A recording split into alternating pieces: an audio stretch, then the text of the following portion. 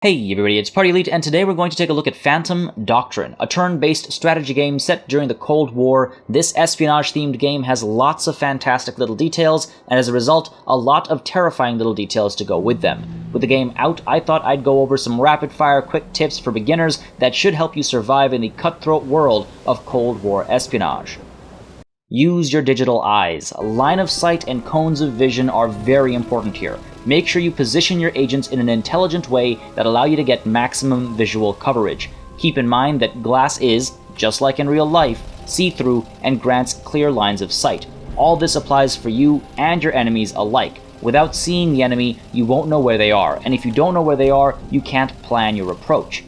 Use your real eyes. Before your agents can clearly see things, sometimes you'll be able to spot them with your own two eyes. The silhouette of a guard, the red light of a camera, the glow of a laser tripwire. Whatever it might be, make sure you're paying attention before waltzing in front of a camera. You can also look around a map early to spot intel, helping you plot your mission out.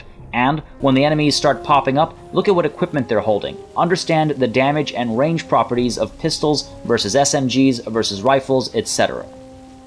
Pick your battles, because when the bullets start flying, agents start dying, and it rhymes, so you know it must be true.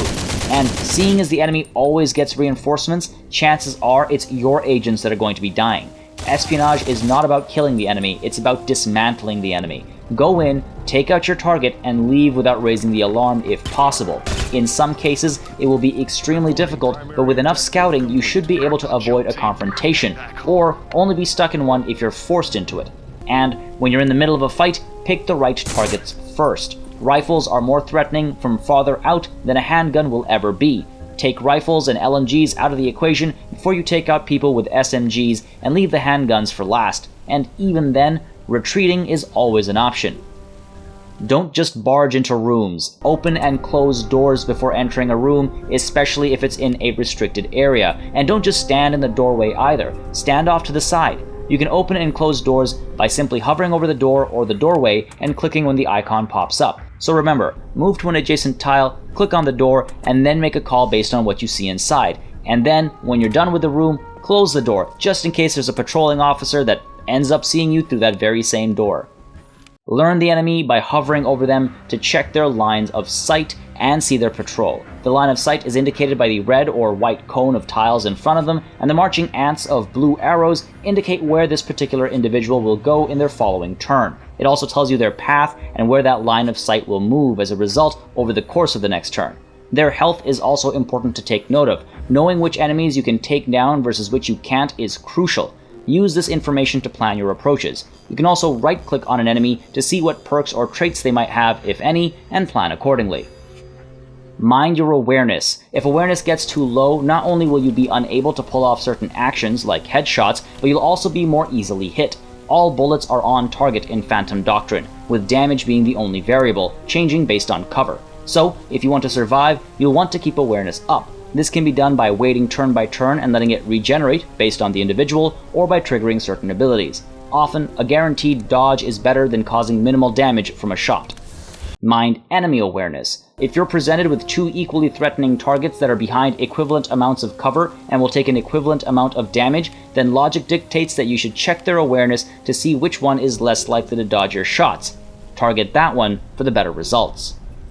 Learn your equipment. It is so very important to know what you're arriving on the scene with, how much ammo a gun has, how much it costs to shoot it, what firing modes it has access to, how much it costs to go into Overwatch, etc., etc. As an example, an SMG can be put into Overwatch for just the cost of one fire point. An LMG, however, costs one movement point and one fire point. This completely changes how each piece of equipment can be used, preventing certain approaches. Keep this in mind and learn the numerical requirements and costs of each action and each piece of equipment. Think outside the box with your abilities and equipment. It's not just about getting the first shot in. Use a flashbang and reduce enemy awareness, and then start firing with your agents to get better chances of dealing damage. Use Focus, Zen, Warn Ally, and other such abilities to buff awareness to keep your high-value agents alive, if not at least safer. Explore all options at any given time. Sometimes a good defense is the best offense, and giving yourself or an ally better awareness for better dodge chances might be worth more than a couple of pips of damage.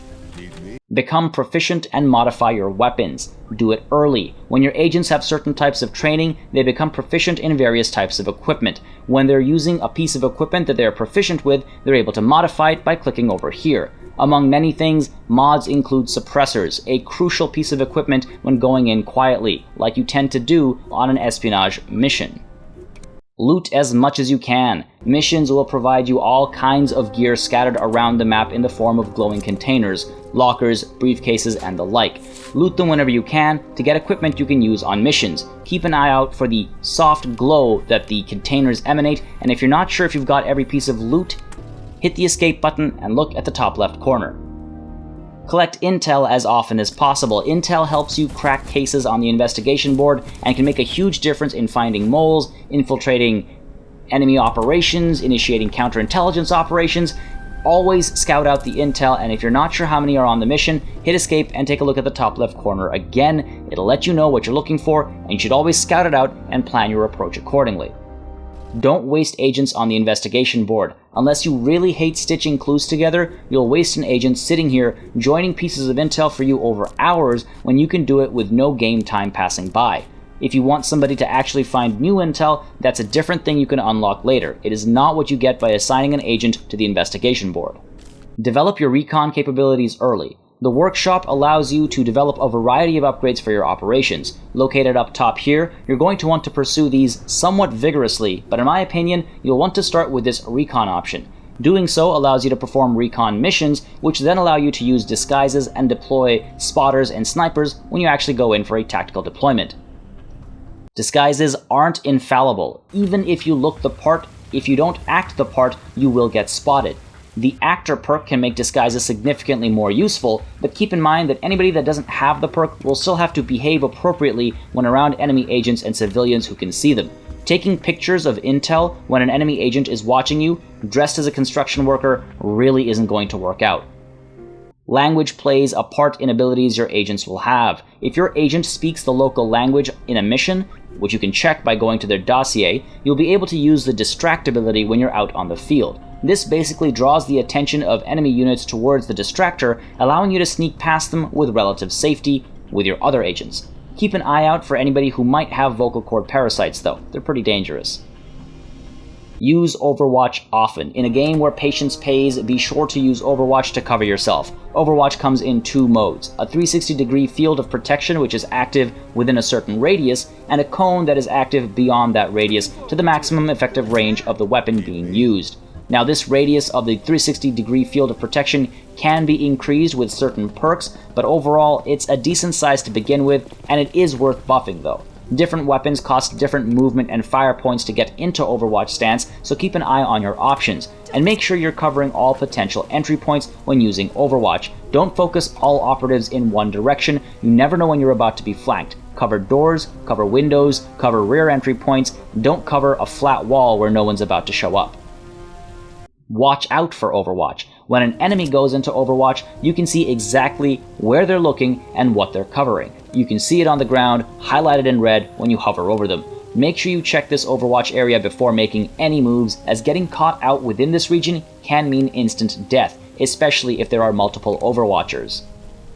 Time your evac. Call it too early and you'll suffer a danger penalty in the strategic layer of the game if you compromise it. Call it too late and you'll be sitting pretty while the enemy takes pot shots at you. You will always have 6 turns to get to the evac zone, at least in the early game. 3 turns waiting for evac to arrive, and 3 turns before it's compromised, causing the danger penalty I mentioned earlier.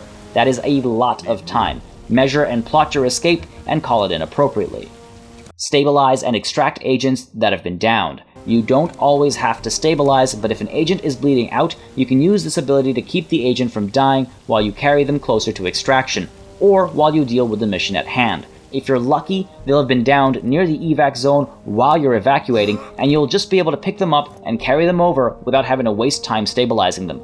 You can see how long a downed agent has before they die by looking at the counter on their portrait down here. If you don't think you have the time to save them, extract them. An unextracted living agent left behind might come back as a mole, or might have information tortured out of them. Risks you cannot afford.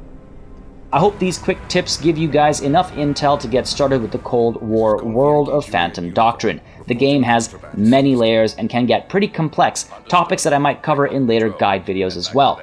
As always, a massive thanks to all my patrons for their monthly support in keeping the channel alive and running, and a huge thanks to you all for watching. Remember to subscribe for more strategy and tactical gaming content, and until next time, cheers.